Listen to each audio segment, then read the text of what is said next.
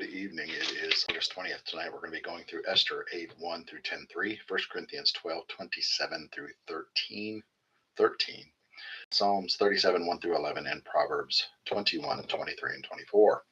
Every night we like to do the Lord's Prayer, so if you will join in with me, I greatly appreciate it. Our Father who art in heaven, hallowed be thy name. Thy kingdom come, thy will be done on earth as it is in heaven. Give us this day our daily bread. Forgive us our trespasses as we forgive those who trespass against us. Lead us not into temptation, but deliver us from evil. For thine is the kingdom, the power, the glory forever and ever. Amen. Technically, it is August 21st today. I'm doing last night's because we had a big storm that came through, knocked out the power, and I was without power until about 5:30 this morning. So didn't get to do it last night because we had a really big storm come through. So here we are. Esther 8 1 through 10:3. The same day King Xerxes gave Queen Esther the estate of Haman, archemy, archenemy of the Jews, archenemy of the Jews, and Mordecai came before the king because Esther had explained their relationship. The king took off his signet ring, which he had taken back from Haman, and gave it to Mordecai. Esther appointed Mordecai over Haman's estate. Then Esther again spoke to the king, falling at his feet, begging with tears to counter the evil of Haman the Agagite, and revoke the plan that he had plotted against the Jews. The king extended his gold scepter to Esther. She got to her feet and stood before the king. She said, "If it please the king, and he regards me with favor, and thinks that it is right, and if he has any affection for me at all, let an order be written that cancels the bulletins authorize the plan of Haman, son of Hamdatha, the Agagite, to annihilate the Jews in all of the king's provinces. How can I stand to see this catastrophe wipe out my people? How can I bear to stand by and watch the massacre of my own relatives?" King Xerxes said to Queen Esther and Mordecai the Jew, "I've given Haman's estate to Esther, and he's been hanged on the gallows because he attacked the Jews. So go ahead now and write whatever you decide on behalf of the Jews. Then seal it with a signet ring. An order written in the king's name and sealed with his signet ring is irrevocable." So the king's secretaries were brought in on the 23rd day of the third month of the month of Sivan, and the order regarding the Jews was written word for word as Mordecai dedicated, and was addressed to the satraps, governors, and officials of the provinces from India to Ethiopia, 127 provinces in all, to each province in his own script and each people in their own language, including the Jews in their script and language. He wrote under the name of King Xerxes and sealed the order with the royal signet ring. He sent out the bulletins by couriers on horseback, riding the fastest royal steeds bred from the royal stud. The king's order authorized the Jews in every city to arm and defend themselves to the death, killing anyone who threatened them or their women and children, and confiscating for themselves anything owned by the enemies. The day set for this in all King Xerxes' provinces was the 13th day of the 12th month, the month of Adar. The order was posted in the public places in each province so everyone could read it, authorizing the Jews to be prepared on that day to avenge themselves of their enemies. The couriers, fired up by the king's order, raced off to their royal horses at the same time they ordered. The order was posted in the palace complex of Susa. Mordecai walked out of the king's presence wearing a royal robe of violet and white, a huge gold crown, and purple cape of fine linen. The city of Susa exploded with joy. For Jews, it was all good times and laughter. They celebrated, they were honored. It was that way all over the country. In every province, every city, when the king's bulletin was posted, the Jews took to the streets in celebration, cheering and feasting. Not only that, but many non-Jews became Jews. Now it is dangerous not to be a Jew. On the 13th day of the 12th month of the month of Adar, the king's order came into effect. This is the very day that the enemies of the Jews had planned to empower them, but the tables were now turned. The Jews overpowered those who hated them. The Jews had gathered in the cities throughout King Xerxes' provinces to lay hands on those who were seeking their ruin. Not one man was able to stand up against them. Fear made cowards of all of them. What's more, all the government officials, satraps, governors, and everyone who worked for the king actually helped the Jews because of Mordecai. They were afraid of him. Mordecai, by now, was a power in the palace. As Mordecai became more and more powerful, his reputation had grown in all the provinces. So the Jews finished off all their enemies with the sword. slaughtering them right and left, and did as they pleased to those who hated them.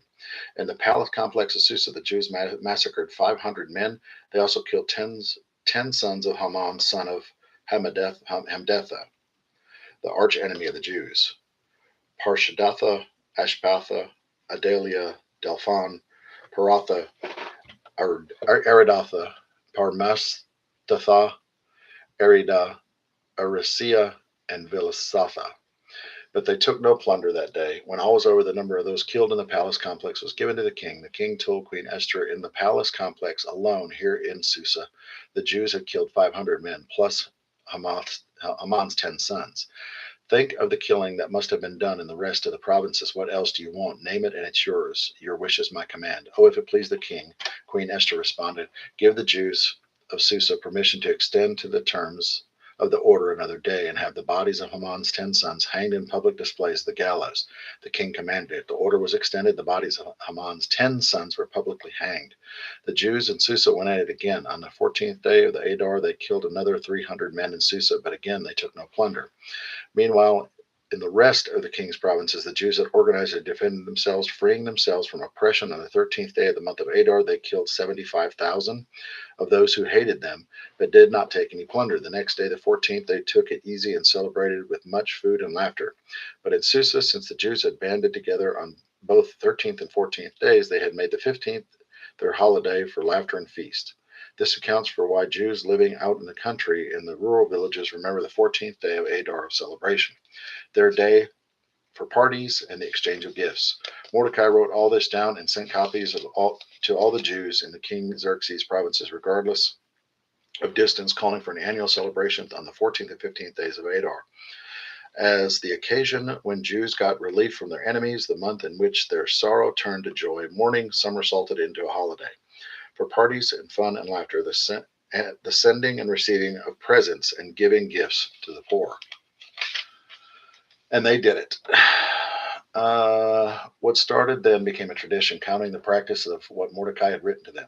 Haman, son of Hamdatha, the Agagite, the archenemy of all Jews, had schemed to destroy all the Jews. He had cast the lot, to throw them in a panic and destroy them. But when Queen Esther intervened with the king, he gave written orders that the evil scheme that Haman had worked out should be boomeranged back on his own head. He and his sons were hanged on the gallows. That's why these days are called Purim, from the word pure or lot. Therefore, because of everything written in these letters and because of all that they had been through, the Jews agreed to continue and become a tradition for them, their children, and all the future converts to remember these days every year on the specific date set down in the letter. These days are to be remembered and kept in every single generation, every last family, every province and a city. These days of Purim must never be neglected among the Jews. The memory of them must never die out among their descendants. Queen Esther, the daughter of Abihail, backed Mordecai the Jews, using her full queenly authority in the second Purim letter to endorse and ratify what he wrote. Calming and reassuring letters went out to all the Jews throughout the 127 provinces of Xerxes' kingdom to fix these days of Purim, their assigned place on the calendar, dates set by Mordecai the Jew. When they had agreed for themselves and their descendants regarding their fasting and mourning, Esther's word confirmed the tradition of Purim and was written in the book. King Xerxes imposed taxes from one end of the empire to the other. For the rest of it, King Xerxes' extensive accomplishments, along with detailed account of the brilliance of Mordecai, whom the king had promoted, that's all written in the Chronicles of the Kings of Media of Persia. Mordecai the Jew ranked second in command to Xerxes. He was popular among the Jews and greatly respected by them. He worked hard for the good of his people and cared for the peace and prosperity of his race. The breakdown of Esther 8:1 through 10:3. God turns the story around. Haman thought he had won, but God completely reversed the situation. Mordecai is elevated. Esther is given Haman's authority, not Hamas. Haman's authority, and the Jews are given permission to defend themselves. What looked like certain destruction became victory. The key lesson is that God can change your circumstances when you cannot see a way out. Esther and Mordecai didn't take revenge in their own hands. They acted with courage, wisdom, and responsibility when God opened the door. Chapter 10 ends with Mordecai being honored because he sought the welfare of his people. Your position isn't just about what God can do for you, it's about what he can do through you. Wow. And it's crazy how it happens like on the last day, right before things are about to go down, everything turned around. It's crazy. God's timing. 1 Corinthians 12:27 to 13:13. You are Christ's body. That's who you are. You must never forget this. Only as you accept the part of the body does your part mean anything. You're familiar with some of the parts of that God has formed in his church, which is his body: apostles, prophets, teachers, miracle workers, healers, helpers, organizers, those who pray in tongues. But it's obvious by now, isn't it, that Christ's church is a complete body and not a gigantic, undimensional part.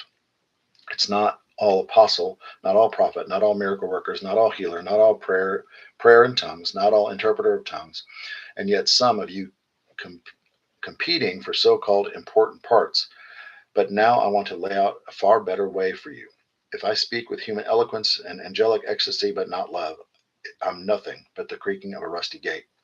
If I speak with the word of power, revealing all the mysteries of the making, everything plain as day, and I have faith and and if I have faith that says to the mountain, jump, and it jumps, but I don't love, I've nothing.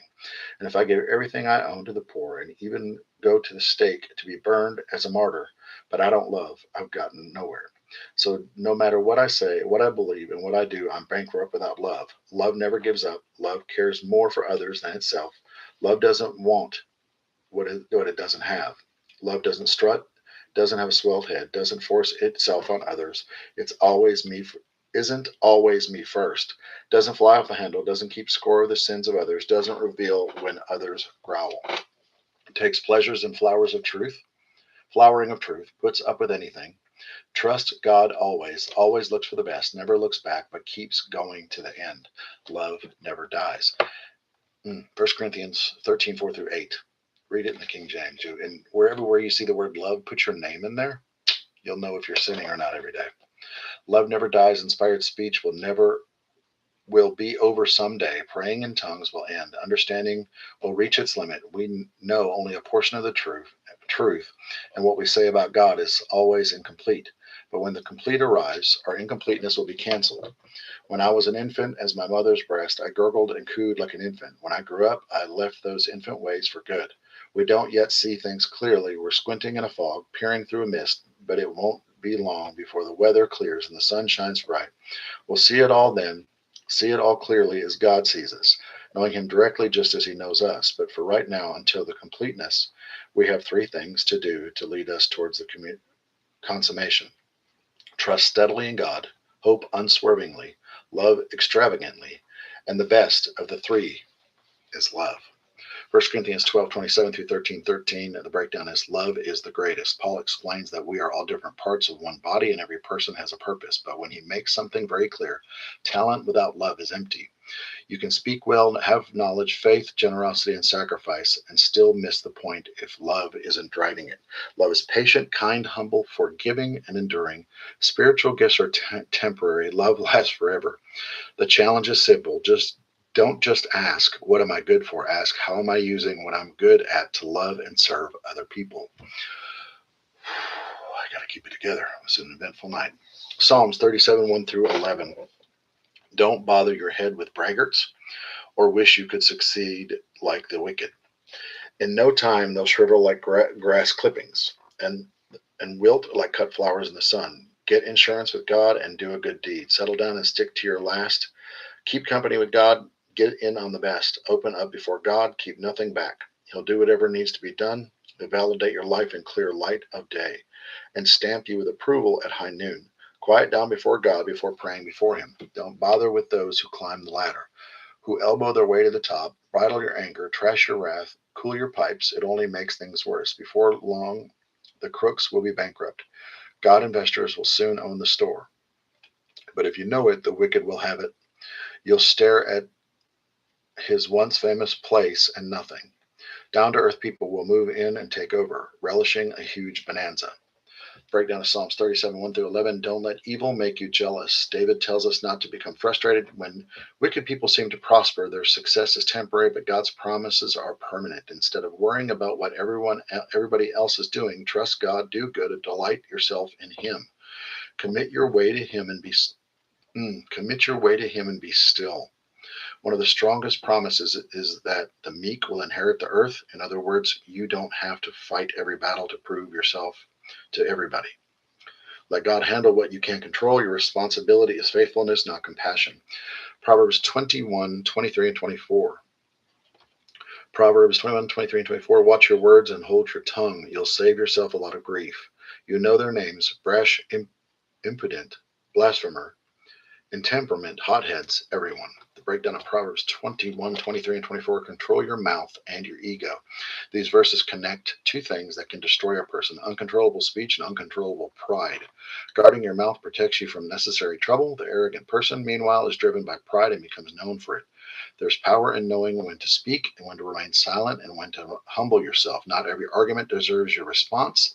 Not every battle deserves your energy. Nobody told you today I love you and I appreciate you. We will see you tomorrow. It'll be August 21st. I love you. I love you. I love you.